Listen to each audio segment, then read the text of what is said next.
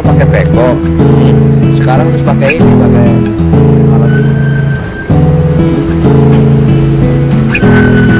Kalau sini tergantung pompa. Kalau pompanya jalan juga banjir.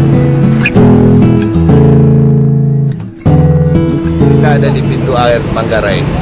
Saya ingin menunjukkan salah satu faktor penyebab banjir atau genangan air di ibu kota Jakarta. Kalau Anda lihat, pintu air ini bisa menimbulkan pertanyaan buat kita. Ini pintu air atau pintu sampah?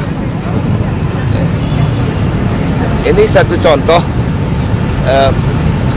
bagaimana beban sarana dan prasarana pengendalian banjir ini menjadi tidak optimal fungsinya karena dibebani dengan hal-hal yang hulunya adalah perilaku masyarakat.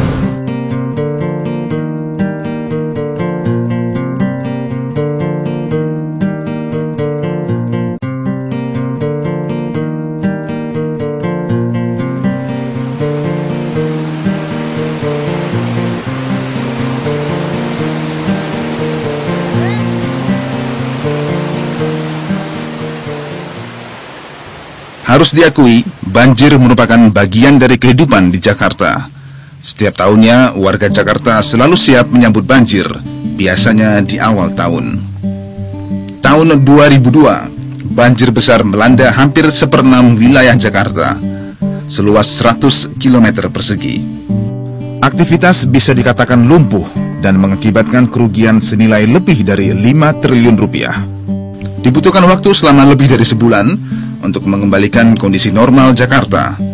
Banjir ini juga menelan korban jiwa sebanyak 80 orang. Tahun 2007, banjir besar kembali menenggelamkan Jakarta akibat hujan deras selama 2 hari di wilayah hulu dan di tengah kota. Luasnya banjir kali ini mencapai Istana Negara. Roda ekonomi negara sempat terputus, mengakibatkan kerugian materi dan finansial senilai 10 triliun rupiah. Sebanyak 2,6 juta orang terkena dampak langsung, serta 340 ribu orang harus mengungsi dari tempat tinggal mereka. Banjir kali ini menyebar bibit penyakit seperti diare, demam berdarah. Nyuci, Bu. Ya ampun. Ini airnya juga nih. Air ini campur. Air ini campur. Ya. Anda bersih, Pak. Kalau pakai air ini sama aja, Pak. Itu udah nggak berangkat lagi, Pak. Iya. Nggak gatel setiap hari.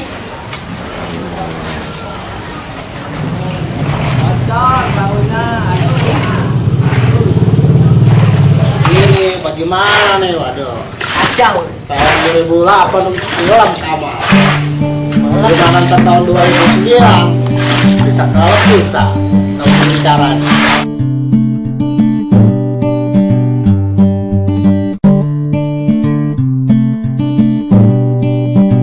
Jakarta itu ada 13 sungai besar yang mengalir dari Jawa Barat masuk ke DKI Jakarta. Nah, 13 sungai itu semua akan membanjiri Jakarta. Karakteristik sungai-sungainya itu adalah pendek-pendek dan tajam.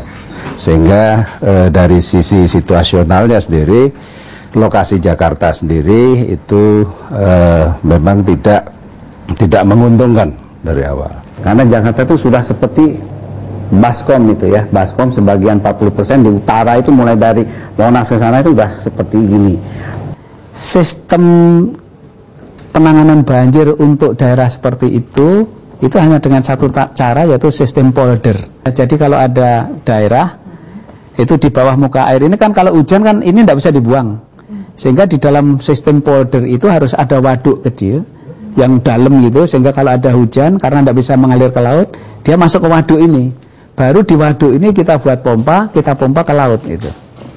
Nah, bahwa kadang-kadang pompanya macet dan sebagainya, itu memang kita kadang-kadang kalau bicara masalah maintenance, bicara masalah itu kadang-kadang lemah kita. Kalau membangun rata-rata kita pintar lah dan selalu bagus. Begitu memelihara kadang-kadang kita kelupaan.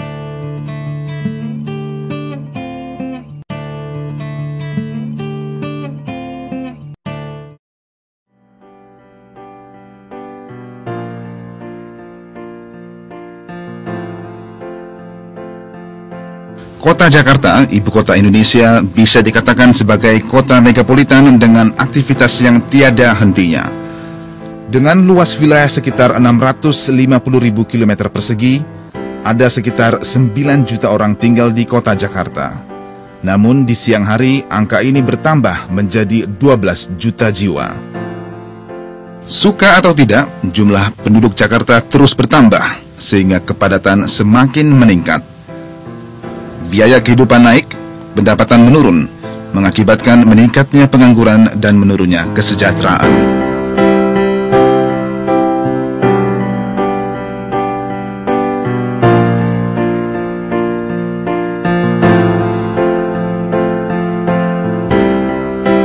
Bisa dibayangkan ada sekitar 3 juta orang bolak-balik ke Jakarta setiap harinya untuk melakukan aktivitas kerja. Walaupun kehidupan sangat keras dan kejam, namun orang terus berdatangan untuk menetap di Jakarta. Diperkirakan sekitar 250.000 orang pendatang baru dan menetap di Jakarta setiap tahunnya. Ini berdampak pada menurunnya daya resapan air sehingga saluran air tidak berfungsi sebagaimana mestinya.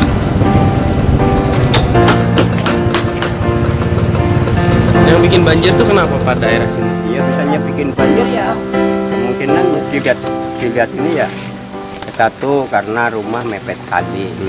Nah, kali kan menyempit. Nah, itu ya kendalanya di situ.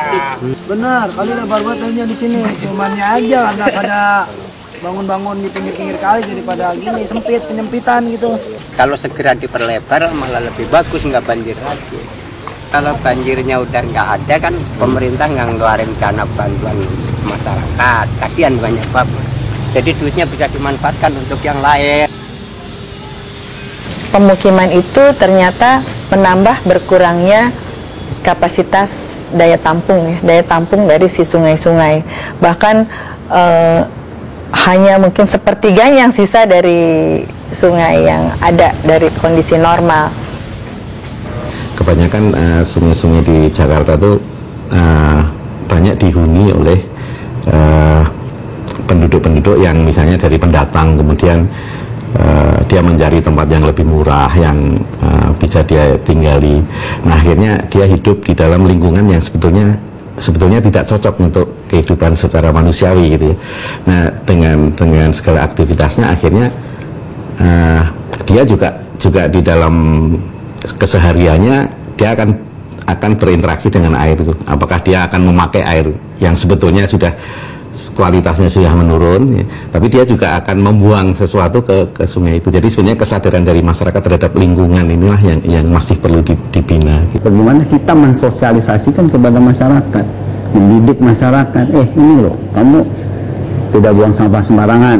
Manggarai itu tempat tidur ada di situ, lemari ada di situ, everything ada di situ gitu.